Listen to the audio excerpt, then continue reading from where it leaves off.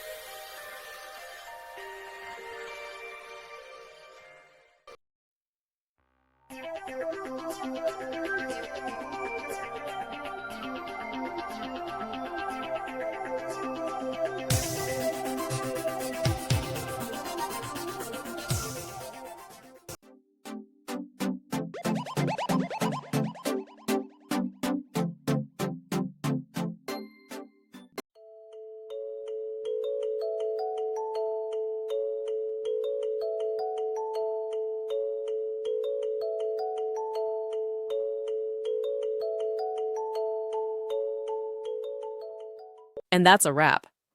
I hope you found the answer you were looking for. If you did, take a second to hit that subscribe button. It really helps out. And let me know in the comments which solution worked best for you. See you next time in the Debug Zone.